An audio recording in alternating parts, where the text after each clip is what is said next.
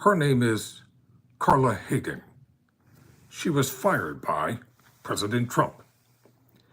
Last month, Carla Hayden, the first woman and first African American to hold the position of Librarian of Congress, received an email that announced without explanation her dismissal. It was one of many recent instances where President Trump has pushed out the leaders of cultural institutions and nonpartisan agencies.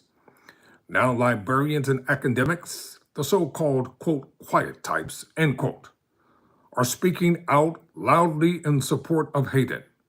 For the first time since her firing, Hayden speaks publicly with Sunday Morning national correspondent Robert Costa about how librarians serve as bastions of democracy, for which the, quote, freedom to read, end quote, she says, is essential. So CBS Sunday Morning features stories on the arts, music, nature, entertainment, sports, history, science, and America, or Americana, and highlights unique human accomplishments and achievements. Tyrone Bowman, live. Let's talk and listen. Let's listen, first of all, to how this distinguished woman was fired unceremoniously, simply said that her position, she was fired. You can call it terminated. Effective immediately. Thank you for your service. They know what they can do with that thank you.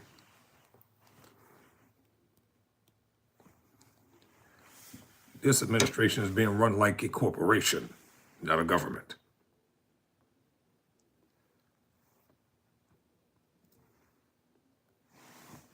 In our highly charged times, many libraries nationwide are facing pressure about how they run and what's on their shelves. That includes the Library of Congress, whose longtime leader, Dr. Carla Hayden, was fired by President Trump last month. She speaks with our Robert Costa. It begins on Thursday, May 8th, 2025. Carla, comma. And that's what was so confusing, because as many of us have experienced, we get fake emails or people are calling you and different things like that. Since I appeared before you last summer, the library has advanced key initiatives of importance to Last month, Carla Hayden was nearing the end of her 10-year term as Librarian of Congress. Appointed by President Barack Obama, Hayden was the 14th Librarian of Congress since 1802.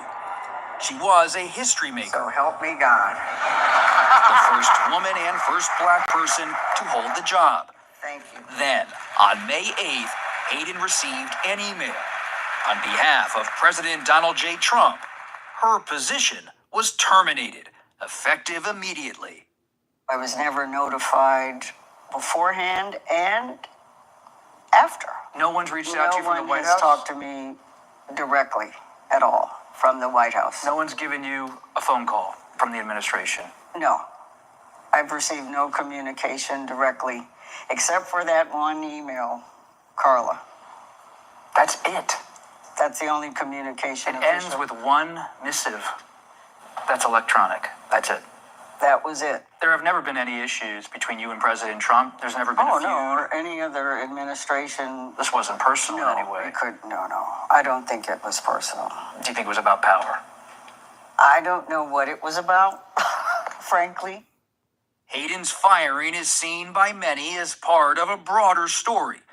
President Trump has been pushing out leaders at cultural institutions and is targeting public media and universities for spending cuts. So I'm going to tell you a little bit about At Washington, D.C.'s Martin Luther King Jr. Library, Fight for Libraries. Hayden's supporters gathered last weekend for a town hall meeting. The firing of our distinguished, esteemed Librarian of Congress, Dr. Carla Hayden, make it clear to us that the freedom to read, the freedom to learn, the freedom to express ourselves is under attack. We are simply going to be bold. There are librarians, academics, activists, many people in America who are often seen as the quiet types. They're being loud. They're being loud, I think, and it's so humbling to have that outpouring of support. But what is really, I think, part of this feeling is that it's part of a larger seeming effort to diminish opportunities for the general public to have free access to information and inspiration. We like to say as librarians, free people read freely.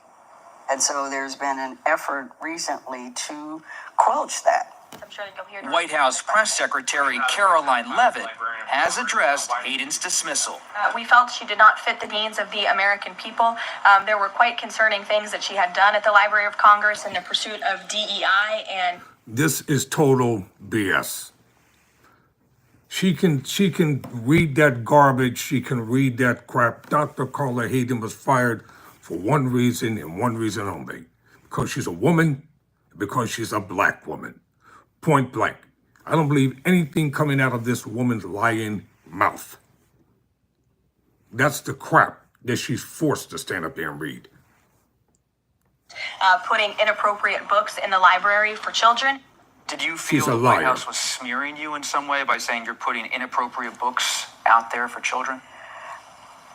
When I heard those comments, I was concerned that there might not have been as much of an awareness of what the Library of Congress does. The library's primary function is to fulfill Please. research requests from members of Congress. It is not a lending library for the general public.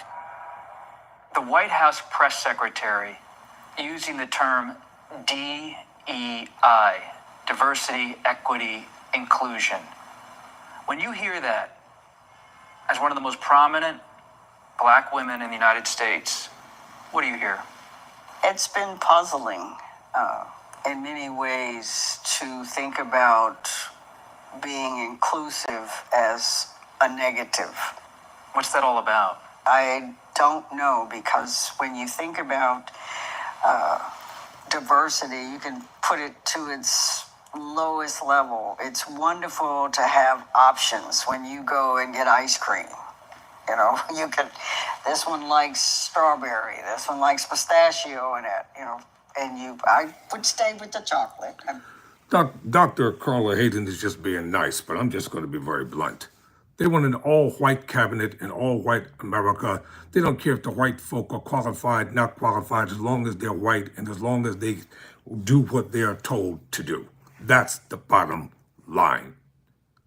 DEI, that is the new term for we don't want any black people whatsoever in anything that we do. We want them totally eradicated, wipe them off the face of the earth like they never existed.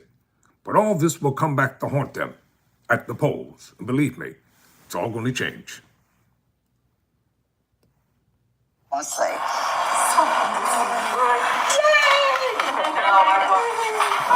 While Hayden, who's 72, is no longer at the Library of Congress, this library has the feel of home. We met her at Baltimore's Enoch Pratt Free Library, which she led for over 2 decades. You're still Dr. Hayden of Pratt Library. That never leaves. Well, they call me Doc. That living room. Hayden's lifetime of reading was sparked by this library book, Bright April, the story of a black girl and her family. It was like, oh my gosh, this You is saw me. yourself in the book. You see yourself, and that's why it's so important for young people to see themselves or to read about experiences that they're having, because it validates you, because you're seeing it in a book. Somebody took the time, somebody cared enough. That's what librarians are fighting for, that people will be able to say, here's a book about our family. We have a family that other people might think's a little different, or here's a book that talks about someone that's just like you. And because it's in a book, it's been published, it means that it's real and it's important. For Carla Hayden, libraries do more than convene people in buildings. They convene Americans around our founding values. And she points to freedom to read, the 1953 statement by the American Library Association, as a guiding light. The freedom to read is essential to democracy. That's Yes. what the ALA statement says. And it adds, it's continuously under attack. Is it under attack today? Democracy is under attack. Democracies are not to be taken for granted. And the institutions that support democracy should not be taken for granted. And so that's what the concern is about libraries and museums. It's part of a fabric. Think of it as an infrastructure that holds up. The libraries have been called one of the pillars of democracy. That you have these institutions in every community that allow anyone to come in and access knowledge.